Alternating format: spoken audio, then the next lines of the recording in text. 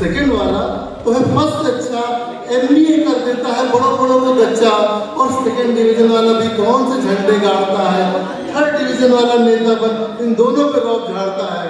तो गुरु जी डिवीजन की ना डालो हम पर नकेल, तो गुरु जी डिवीजन की ना डालो हम पर नकेल, टेंशन फ्री रहो और मस्ती से हो जाने दो हमें फेल, क्योंकि पूरी दुनिया जानती है कि फेल होने वाले माफिया बनते हैं और डॉक्टर MBA नेता सब इन्हीं के सहारे पर चलते हैं, सब इन्हीं के सहारे पर चलते हैं। तो बच्चों से शुरू होती हुई विसंगतियां जब हमारे समाज में आती है तो जो सबसे बड़ी विसंगति की गंगोत्री है वो हमारी राजनीति है। राजनीति में मजबूरी में हम लोगों को राजनीति पे प्रहार करना पड़ता है, और कुछ कवि लोग कहते हैं कि ये मैंने इंडिया के नेताओं पर नहीं टिप्पणी की है, ये मैंने इंडोनेशिया के नेताओं पर टिप्पणी करी है। तो अगर वे इनकार है तो वो डंके की चोट पर कहता है कि मैंने इंडिया के नेताओं पर करी है। अगर आपको बुरा लगा तो इसको आईना समझ करके स्वीकार करिए और सुधार करिए। तो एक विसंगति देखिए कि किस तरीके से जब हम लोग चुनाव होते हैं और चुनाव में नेताजी एक बार, दो बार, तीन बार, चार बार, बार बार उनको टिकट मिलता रहता है, और वो जब चौथी बार ऐसे क्या हुआ कि एक नेताजी, इस कविता का शीर्षक है, इस कविता का शीर्षक है प्रजातांत्रिक व्यवस्था। तो एक नेताजी चौथी बार टिकट झटक गए, एक नेताजी चौथी बार टिकट झटक गए और बेशर्मी की चादर ओढ़ वोट मांगने को टपक गए। एक नेताजी चौथी बार टिकट झटक गए और बेशर्मी की चादर ओढ़ वोट मांगने को टपक गए। मैंने कहा नेताजी आप फिर आ गए हैं जनाब, मैंने कहा नेताजी आप फिर आ गए हैं जनाब, पहले पिछले 15 सालों का दीजिए हिसाब, पहले पिछले 15 सालों का दीजिए हिसाब। पहली बार आप बेईमानी की किस्से गढ़ गए, पहली बार आप बेईमानी की किस्से गढ़ गए और टूटी साइकिल से लग्जरी सवारी पर चढ़ गए। पहली बार आप बेईमानी की किस्से गढ़ गए और टूटी साइकिल से लग्जरी सवारी पर चढ़ गए, और कहीं भी आपको लगता हो कि इसमें सच्चाई है और आनंद आ रहा है और विसंगतियों पर प्रहार हो रहा है, तो आपकी तालियों से इसका स्वागत भी होना चाहिए। मैंने कहा आप फिर आ गए हैं जनाब। अरे सर एक नेताजी चौथी बार टिकट झटक गए, एक नेताजी चौथी बार टिकट झटक गए और बेशर्मी की चादर ओढ़ वोट मांगने को टपक गए। मैंने कहा नेताजी आप फिर आ गए जनाब, पहले पिछले 15 सालों का दीजिए हिसाब। पहली बार आप बेशर्मी के किस्से गढ़ गए, पहली बार आप बेशर्मी के किस्से गढ़ गए और टूटी साइकिल से लग्जरी सवारी पर चढ़ गए। दूसरी बार आपने जमकर रिश्तेदारी निभाई, दूसरी बार आपने जमकर रिश्तेदारी निभाई और भांजों भतीजों को सरकारी नौकरी दिलवाई, और तीसरी बार आपके सारे यार दोस्त चांदी काट गए और शर्मा कर चलने वाले भी सरकारी ठेकों में अपना कमीशन बांट गए। अब आप चौथी बार क्या मुंह लेकर के आए हैं? अब आप चौथी बार क्या मुंह लेकर के है आए? आप खुद ही जाते हैं कि हम ही आपको भगाए, आप खुद ही जाते हैं कि हम ही आपको भगाए। अब देखिए नेताजी का क्या जवाब था। नेताजी कितने हाई लेवल के बेशरम होते हैं, इसमें उनका जवाब देखिए। नेताजी बड़े रिलैक्स मूड में बोले, नेताजी बड़े रिलैक्स मूड में बोले आप मेरे काम को बिल्कुल सही है तोले। नेताजी बड़े रिलैक्स मूड में बोले आप मेरे काम को बिल्कुल सही है तोले। पहली बार मैंने खुद को उठाया, पहली बार मैंने खुद को उठाया, दूसरी बार रिश्तेदारों को चढ़ाया, तीसरी बार दोस्तों को बनाया, तभी तो चौथी बार आपके पास आया, तभी तो चौथी बार आपके पास आया। इस बार मेरे पास नहीं है कोई विकल्प, इस बार मेरे पास नहीं है कोई विकल्प, सिर्फ आपकी ही सेवा का है संकल्प। और अगर इस बार आप मुझे नहीं जिताएंगे, और अगर इस बार आप मुझे नहीं जिताएंगे तो पूरे 15 साल पिछड़ जाएंगे। कोई नया आएगा, कोई नया आएगा, पहले 5 साल खुद को बनाएगा, दूसरे 5 साल रिश्तेदारों को चढ़ाएगा, तीसरे 5 साल दोस्तों को बनाएगा, तब कहीं जाके 15 साल बाद आपका नंबर आएगा।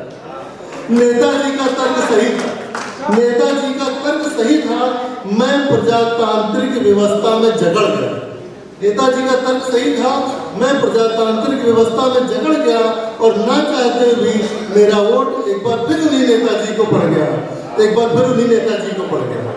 तो ये प्रजातांत्रिक व्यवस्थाएं होती हैं जिसमें आपको ना चाहते हुए भी इसमें भाग लेना पड़ता है। और अभी जैसे हमारे यतीश भाई ने इस तरीके का एक शाश्वत आयोजन किया है। और सबसे बड़ी बात है कि इसके तुरंत बाद गांधी जयंती आने वाली है। गांधी जयंती आने वाली है और 2 अक्टूबर को हम सब लोग उनके जन्मदिन को बहुत धूमधाम से मनाते हैं। और ये पता नहीं क्यों लग रहा है कि मुझसे कोई तकलीफ है, लेकिन मैं बोलता रहूँगा। तो वैसे टीचर आदमी का आवाज वैसे तेज हो जाती है, इतने सारे बच्चों को झेलना पड़ता है। तो अब क्या हुआ कि गांधी जी हमारे स्वर्ग में है और वहां से देखते होंगे कि हमारे देश की इस समय क्या स्थिति चल रही है। तो जब उनको लगता होगा कि जब हम लोग यहाँ पर हैं, नीचे हैं और इतने कष्ट देखते हैं, इतनी विसंगतियां देखते हैं, गांधी जी को कैसा महसूस हो रहा होगा। तो एक मेरी कविता में उस यात्रा को देखिए जो गांधी जी का कष्ट है। और इस कविता का शीर्षक है बापू का औचक निरीक्षण। पूरा आनंद लीजिएगा, गांधी जी के साथ आप इस देश का विचरण करिएगा और देखिएगा कि जिसने इस देश के लिए अपनी जान कुर्बान कर दी उस देश में क्या होगा। शीर्षक है बापू का औचक निरीक्षण। गांधी जयंती पर बापू की आत्मा स्वर्गलोक में बोली। गांधी जयंती पर बापू की आत्मा स्वर्गलोक में बोली, क्या अब भी मनाई जाती है अपने देश में उसी शिद्दत से ईद और होली। गांधी जयंती पर बापू की आत्मा स्वर्गलोक में बोली, क्या अब भी मनाई जाती है अपने देश में उसी शिद्दत से ईद और होली। क्या अब भी अपने देश में सत्य अहिंसा का राज है? क्या अब भी अपने देश में सत्य अहिंसा का राज है या सत्ता पर काबिज किसी माफिया का ताज है? क्या अब भी अपने देश में सत्य अहिंसा का राज है या सत्ता पर काबिज किसी माफिया का ताज है? देश की जानना चाहते थे बापू वास्तविक कहानी। देश की जानना चाहते थे बापू वास्तविक कहानी, इसीलिए उन्होंने इस देश की औचक निरीक्षण की ठानी।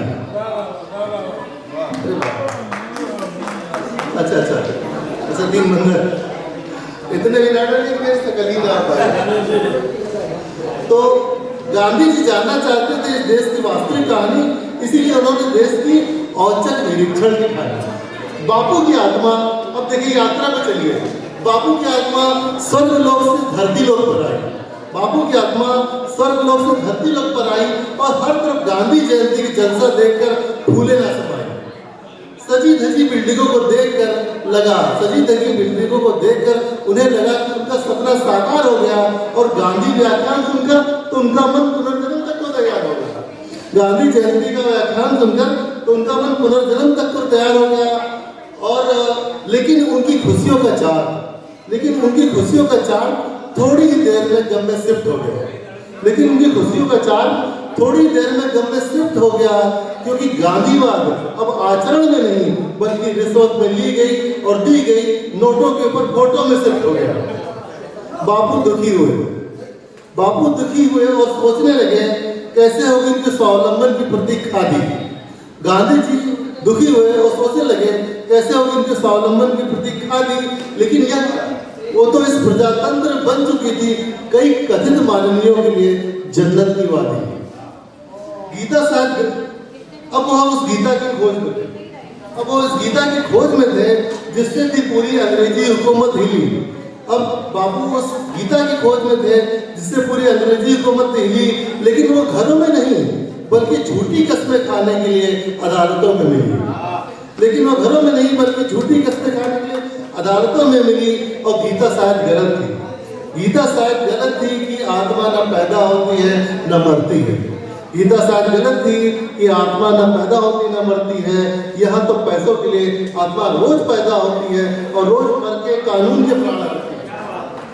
अब उन्हें समय की पाबंद बनाती अपनी प्यारी घड़ी की थी तलाश।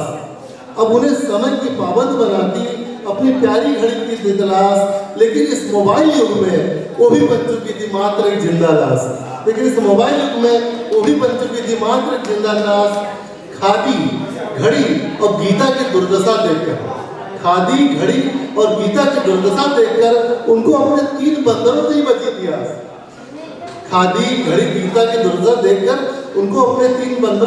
थी आस। उन्हें लगा केवल वही दे रहे होंगे इस अमर्यादित संसार को आदर्शवाद का आभास। आखिर अब देखिए क्या बंदरों की क्या स्थिति हो चुकी थी।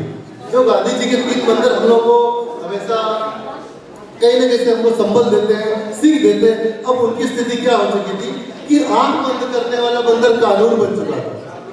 आंख बंद करने वाला बंदर कानून था जिसे सबूतों के अलावा कुछ नहीं देता था दिखाई। आंख बंद करने वाला बंदर कानून था जिसे सबूतों के अलावा कुछ नहीं देता था दिखाई। और कान बंद करने वाला बंदर अब प्रशासन था। कान बंद करने वाला बंदर अब प्रशासन था जिसे जनता का दर्द नहीं देता था सुनाई। मुंह बंद रखने मुख बंद रखने वाला बंदर सारी जनता का आदर्श बन गया। मुख बंद रखने वाला बंदर सारी जनता का आदर्श था, जिसे देखकर आदर्श था जो विसंगतियों पे साधे था मौन। यह देख के बाबू की आत्मा दुखी हुई कि अब इस सब आगे देश को संभालेगा कौन। और अब ये अंतिम इस कविता की अंतिम पंक्तियां हैं कि बापू की आत्मा कुपित हुई। बापू की आत्मा कुपित हुई और वापस चल गई। बापू की आत्मा कुपित हुई और वापस चल दी। अच्छा ही वह आत्माएं सड़कों पर नहीं चला करती। अब उनकी पीड़ा को देखिएगा, उनके कष्ट को देखिएगा, उस विडंबना को देखिएगा कि बापू की आत्मा कुपित हुई और वापस चल दी। और अच्छा ही हुआ आत्माएं सड़कों पर नहीं चला कर दी, वरना गांधी मार्ग पर कमीशन के गड्ढे देखकर उनकी आत्मा गोडसे की गोली की बिना एक बार फिर से मरती। धन्यवाद, बहुत बहुत धन्यवाद आपका। और अब ऐसा आदेश मिला है, अगर आप चाहो तो मैं कंटिन्यू करूं। वैसे मैं चूंकि हमारे यहाँ विसंगतियों की भरमार होती है और छोटी छोटी कुछ जैसे मैंने कहा था कि सारी विसंगतियाँ ज़्यादातर हमारी राजनीति से निकलती हैं। तो सबसे बड़ी जो विसंगति होती है दल बदल की होती है कि आज जिस नेताजी को हमने वोट दिया, शाम को नेताजी दूसरी पार्टी में बैठे हुए टी पार्टी कर रहे हैं, तो ये बड़ी कष्टकारी बात होती है। तो मैंने 4 पंक्तियां उसी पर लिखी थी कि नेता का दल बदलना, नेता का दल और सांप का केचुल बदलना, नेता का दल और सांप का केचुल बदलना एक सी मजबूरी है। नेता का दल और सांप का केचुल बदलना एक सी मजबूरी है और दोनों ही प्रक्रियाएं इनके अस्तित्व के लिए बेहद जरूरी है। नेता का दल और सांप का केचुल बदलना बेहद जरूरी है और दोनों ही प्रक्रियाएं इनके अस्तित्व के लिए बेहद जरूरी है। और न जाने जनता इस आवरण परिवर्तन पर क्यों रोती है, आप ही बताइए। इनके जहर में जरा सी भी कमी होती है, इनके जहर में जरा सी भी कमी होती है। तो विसंगतियां इतनी भरी पड़ी हैं, हम लोग बार बार सोचते हैं कि राजनीति पे ना वार किया जाए, नेताओं पे ना वार किया जाए, लेकिन घूम फिर करके हम लोग वहीं पर आ जाते हैं क्योंकि मजबूरी है, क्या किया जाए। आपने देखा होगा कि होली, दिवाली, ईद, बकरीद, दशहरा, नववर्ष जब भी आता है तो हर चौराहे पर होर्डिंग्स गड़ जाते हैं, उसमें कोई नेता प्रकट हो जाता है, कोई युवा कहते हैं युवा कर्मठ जुझारू। अब ये युवा कर्मठ जुझारू नेता प्रकट हो जाते हैं और जनता को शुभकामनाएं देने लग जाते हैं। और समझ में नहीं आता कि वो युवा जो कभी लड़कियों को छेड़ते हुए पाया जाता था और वो कर्मठ बंदा जो बात बात में लाठी डंडा निकाल लेता था और वो जुझारू व्यक्ति जो बात बात में अपने माँ बाप से लड़ने लगता था, अब वो युवा कर्मठ जुझारू की वांछनीय योग्यता के साथ किसी होर्डिंग में पाया जाने लगता है। तो उसी पर मैंने 4 पंक्तियां लिखी थी कि उनकी शुभकामना संदेशों के बैनर हर चौराहों पर थोक के भाव में गड़े थे। उनकी शुभकामना संदेशों के होर्डिंग्स हर चौराहे पर थोक के भाव में गड़े थे। और होली और ईद दोनों में वो समभाव से हाथ जोड़े खड़े थे। उनकी शुभकामना संदेशों के बैनर हर चौराहे पर थोक के भाव में गड़े थे और होली और ईद दोनों में वो समभाव से हाथ जोड़े खड़े थे। और उनका चरित्र एनिमल प्लैनेट से संस्कार चैनल में कन्वर्ट हो चुका था। उनका चरित्र एनिमल प्लैनेट यानी जंगली, उनका चरित्र एनिमल प्लैनेट से संस्कार चैनल में कन्वर्ट हो चुका था। और ये उनका हृदय परिवर्तन नहीं बल्कि चुनाव में उनका टिकट कन्फर्म हो चुका था, तो ये हम लोग की विसंगतियां हैं। और मैं चाहता हूँ कि दूसरों को मौका दिया जाए, लेकिन मुझे इशारा मिल रहा है कि अब आप लगे रहिए, तो लगे रहो। मुन्ना भाई की तर्ज पर मैं चाहता हूँ कि हाँ, विसंगतियां जब होती तो लोग कहते हैं यार आपने नेताओं पर व्यंग कर दिया, कभी अपने ऊपर क्यों नहीं करते? शिक्षक क्या बड़ा दूध का धुला होता है? तो मैंने शिक्षकों पर व्यंग कर दिया। मैंने कहा कि चूंकि हम मास्टर हैं, चूंकि हम मास्टर ऐश कर रहे हैं और पिछले जन्म के पुण्य जन्म में कैश कर रहे हैं, चूंकि हम मास्टर है ऐश कर रहे हैं और पिछले जन्म के पुण्य जन्म में कैश कर रहे हैं, और ना पढ़ाने की हमें परंपरागत बीमारी है, ना पढ़ाने की हमें परंपरागत बीमारी है। पढ़ा के भी क्या करना, नौकरी जो सरकारी है, पढ़ा के भी क्या करना, नौकरी जो सरकारी है। और वैसे भी पढ़ाने की हमें कोई नहीं नीड है, वैसे पढ़ाने की नहीं हमें कोई नीड है, सब कुछ तो अपनी पर्सनालिटी में ही फीड है। तो पढ़ाने की नहीं कोई नीड है, सब कुछ तो अपनी पर्सनालिटी में ही फीड है। तो लड़का बोला अच्छा गुरुजी हमें व्याख्या करना सिखाइए। लड़का बोला गुरुजी हमें व्याख्या करना सिखाइए। हमने कहा बेवकूफ, व्याख्या वैसे ही करते हैं जैसे हम लोग 40 मिनट का पीरियड 20 मिनट का करते हैं, क्लास में 10 मिनट देरी से एंट्री करते हैं और 10 मिनट पहले बाइकआउट कर जाते हैं। तू भी ऊपर की 2 लाइनें छोड़ दे, तू भी ऊपर की 2 लाइनें छोड़ दे, नीचे की 2 लाइनें मरोड़ दे और बीच में अपना सामान्य ज्ञान जोड़ दे और ऐसे इस व्याख्या की तरह से तोड़ दे। ये व्याख्या हो। तो बच्चा कहता है अच्छा गुरुजी हमें पीटी सिखलाइए, हमें पीटी सिखलाइए, हमारी हेल्थ सलमान से बनाइए। मैंने कहा अरे बेवकूफ तुझमें सलमान जैसी क्यों लगन है? अरे बेवकूफ तुझमें सलमान कैसी क्यों लगन है? तेरा आइडियल तो 55 की उम्र में भी गर्लफ्रेंड से मगन है। तू पीटी का ख्याल छोड़ दे और सीटी से अपने आप को जोड़ दे, तो सीटी का ख्याल छोड़ सीटी से अपने आप को जोड़ दे। अब गुरुजी लड़का बोला अच्छा गुरुजी बताइए घर गृहस्थी कैसे चलेगी? तो मैंने कहा सो इजी, कहीं से एक रामपुरी अरेंज कर ले, कहीं से रामपुरी अरेंज कर ले, अपना कैरेक्टर गुंडई में चेंज कर ले, थोड़ा सा भौकाल जमा, अपना मन राजनीति में जमा और तेरी तो लाइफ सेट हो ही जाएगी और तेरी साथ मुझसे भी बैठ के खाएंगे। और हम कलयुग के गुरु नहीं हैं, हम कलयुग के गुरु हैं, हम द्रोणाचार्य नहीं।